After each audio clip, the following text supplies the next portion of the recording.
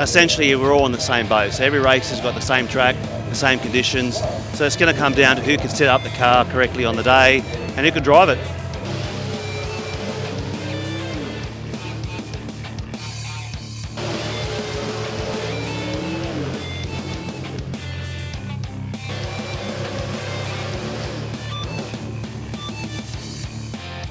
It's a lot more exciting, but like with this thing, as soon as you left your foot off the clutch, 0.8 of a second, you're in the second gear already, and you're honking, you know.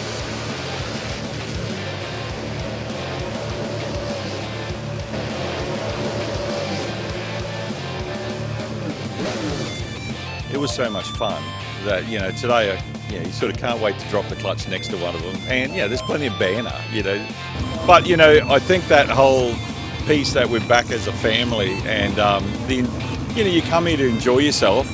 But, you know, no one likes to lose, but there's a lot of enjoyment, you know.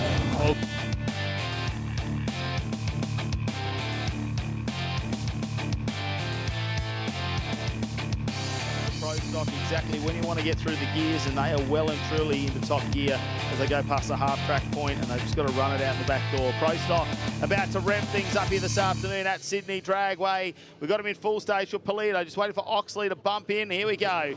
Time to get this race underway. Nice start from Polito, 0.37. Oxley having a bit of a sleep on the line, unfortunately, and Polito will run this out the back door and have a look at a 7.08 with a 4. Look, in the conditions, I think they'd be very happy with the 7.08. It is a little bit humid out there. I don't know exactly what the air is doing at the moment, but I can't imagine it's particularly good with all the rain that we've had. A 7.08, 193 miles per hour, and the round win, more importantly, for Tony Polito, because that does mean more championship points. Ray Oxley, a 7.14 at 192 miles per hour is nothing to sneeze at.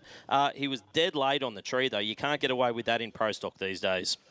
Yeah, we'll probably talk about the amount of traffic on it as we go through our coverage, but it's exactly what the drivers want to see. They want to see some rubber laid down on this track. Traffic is key. It keeps the track nice and warm also, especially when we get a little bit overcast and as the evening breeze comes through here in Sydney. Already in pre-stage for Giorgio, just waiting for Mario Polito. It's a bit of a slow start there. Oh, no, look at that. That was really vicious. Still bumping around there for Clint George. I don't know what's happening. Mario Polito ends up leaving. George is well and truly early and got a red light. Yeah, that was almost like Clint George. It was almost like he didn't have his finger on the line lock or something like that. I'm not quite sure, but it definitely, as soon as he put it up on the two-step, the thing just launched on him, which is less than ideal. I did see a little bit of smoke coming out of the car as he went on down the racetrack, so hopefully it hasn't sustained any engine damage there. For Mario Polito, got out past the 60-foot timers, 1:03 to the 60, and for the first pass of the year, it's probably not what they were looking for, but you know what? It's a win, and it's points in the bank for him. Well, here we go. Let's get this show on the road. The crew will come back behind those safety cones, and we are in pre-stage.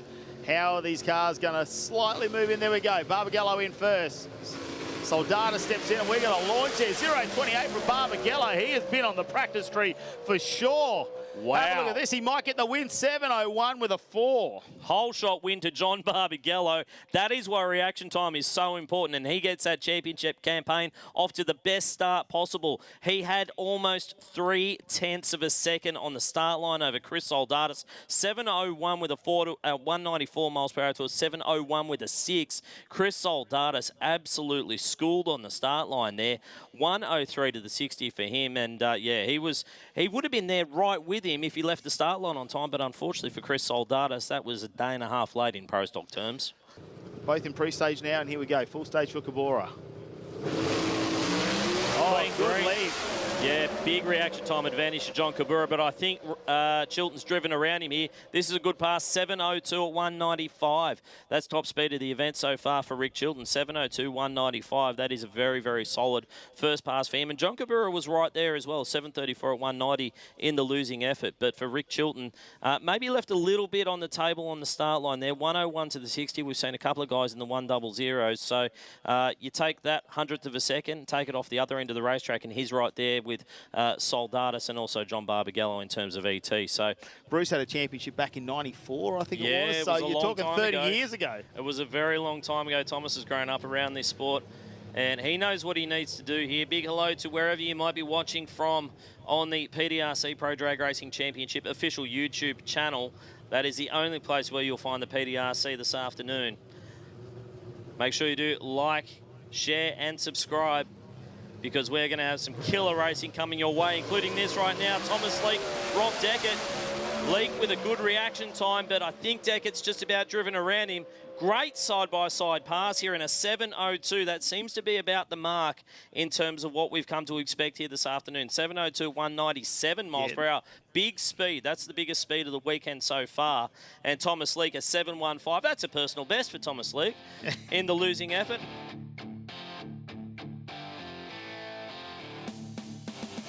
He's kind of, sort of, a little bit between all the different racetracks we go to. So he's kind of on the way to Adelaide, kind of on the way to Sydney. The only one that's not on the way is Willowbank, but they're a very committed race team, and they're certainly going to be chasing the championship, I'm sure, this year. Tony Polito in the Escort, he's taking on the Chevy Cobalt down there. Good old Ford versus Holden battle. Big hello if you're watching on the live stream on the PDRC YouTube channel. Make sure you do hit a subscribe button. Oh, no, red light for Polito. He's gone a little bit too early. It's a 0.64 this time, though, for Oxley. This is a much better run. Yeah, that's a great run. 7.08, very late on the shoots for Ray Oxley. 7.08, 193 miles per hour. I don't think he's going to go too deep down there, but it did seem like it was a bit late on the shoot. 7.10 for Tony Polito in the losing effort, but 0.20 on the tree, but it was on the red side. Red light not going to help you in these conditions. You need to get green, and you need to be as close to 0.00 as you possibly can on the reaction time. I think watch out for him. I mean, round one might not have gone to plan, but he could pull this off. I reckon Thomas Leake has been standing on the start line for every run over the last 10 years of Bruce Leake, watching, and he's been doing those gear shifts in his head. He's been listening to the engine every single time. He knows what it takes to drive these cars, even though it is his first start here today. He'd love to take home a round win up against the reigning champion, and that would certainly put the cat amongst the pigeons in terms of the championship. Although it is only the first round, it is a relatively short championship this year, which means every single round of racing is important. Here we go, Leake with the second in the full stage. RPM is up and they are away. Have a look at this. Big reaction time advantage to Thomas Leake, but can he run it all the way as Dekert goes towards the centre, but Leake hasn't blossomed early. Look at that, yeah. 6.95 though for Rob Dekert at 1.97 again. Margin of victory only 20 hundredths of a second there. 7.05, that's a really solid run. Only 178 miles per hour. It did look like it was moving around a little bit down at the finish line, and 7.05 is the result for Thomas Leake. Yeah, track has changed, conditions have changed. A lot of cloud cover starting to come over. I mean, the wet stuff has been threatening all day.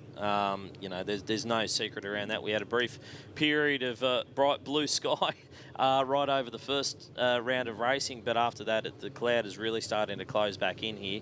Obviously, you know, no wet stuff falling at the moment, but you know, the water grains are certainly climbing up, that is for sure.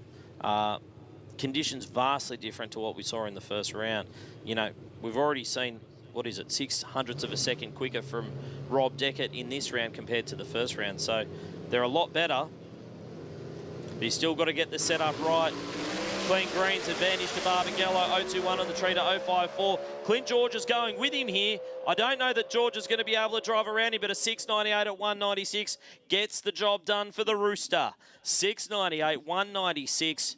And that is a very, very solid pass. One of the quickest 60-foot times we've seen today as well. 1.004 to the first incremental timer. That's a really solid pass. Clint George, nothing to hang his head about there. 7.16 at 1.92. Looks like it might have just missed the start line ever so slightly, because he's dropped down to a 1.04 60-foot time, which is about 4 hundredths of a second off what you would expect to see on that front half. John Kabboura in the aeroflow lane. He's in pre-stage. He's set to go. He's ready to race. Rick Chilton, he's not going to be rushed down there. He's done this more than a couple of times. He knows how to go racing. Both cars in pre-stage now. For Chilton, he really needs to go quicker than that 6.98 that we saw from John Barbagallo in order to have a shot at making the A final here. This is looking pretty good. I think it's going to do it. No, a 7.00. Chilton gets the win. He gets the points, but a 7.00. I think they would have been hoping for something with a 6 in front of it that time around. 195.36. Still not a bad run in any stretch of the imagination, but a 7.00, just a little bit off the performances that we saw from Barbagallo and Dekert in this second round of racing. He would love to take home a gold Christmas tree one day. He knows, you know, you got to put in the work and got to put in the hard yards beforehand. But for Mario Polito, that day that he does hold the gold Christmas tree, man, it's going to be a special one for him. Let's have a look at this. Full stage now for Sardis. He brings him in. Polito. Can we get away? It's a nice reaction time from Sardis. He's actually got him on the tree, a 0.66. And it looks like the nose is in front of the 1,000. And he goes 6.95 with a 6 for Sardis and takes the win. And that is a thousandth of a second off of what we saw Rob Dekert do. I like that. Dekert goes 6.95 and Sardis says, I'll take you 6.95. Anything you can do, I can do better. 6.95 for him as well. So it's not going to help him make the A final just because of that loss in the first round of racing. That's going to put him on the back foot, but it is going to set him up maybe to make the B or the C final. Those calculations still yet to be done.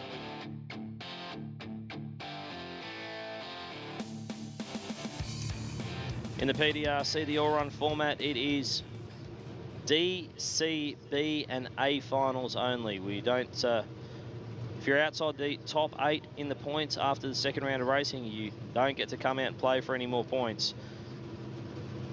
Unfortunately, that's the way it goes. It is a very ruthless game. It's a cutthroat game. But that's the game that we play. We will see some cars coming out at the very tail of the PDRC Championship categories to do some grudge runs. Now, Mario Polito's gone in and double bulb here. Thomas Leake is really taking his time. Clint Green's advantage to Leake, getting a little bit out of the groove down there, as is Mario Polito, but Polito on a very nice run, and a 7.06 for Mario Polito gets the win, 194 miles per hour. That's a nice way to finish the weekend on what has been a very, very difficult weekend for Mario Polito.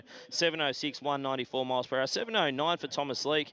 That's a very solid pass in its own right over there. Mile an hour still down, so I think he might still be dropping the chutes just a touch early down there.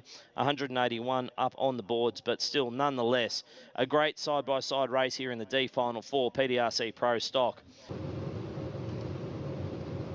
So when you look at the points, the way they shook out, Oxley was on 46 points, Tony Polito on 45 coming into this round. Mario Polito just missed out on a berth in the C final by about 3 points. So those ET points, they are vastly important when it comes to your positioning in these fields.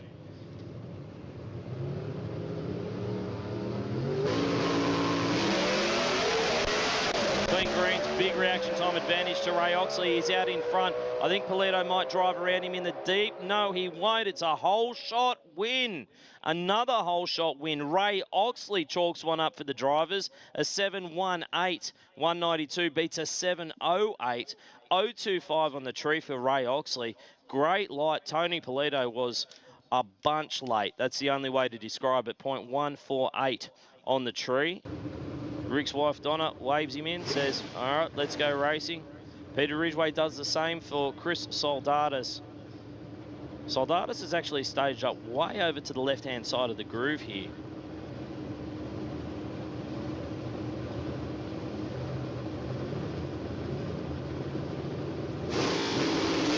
Clint Green's advantage to Sardis. 0.74 on the tree. I don't think Chilton's going to be able to drive around him here, and a 6.99 gets the win against a 7.04. Chris Sardis first off the start line, first to the finish line. Rick Chilton a little bit late on the tree, 1.07. He actually was first to the 60-foot timers with a 1.004 to a 1.01 short time.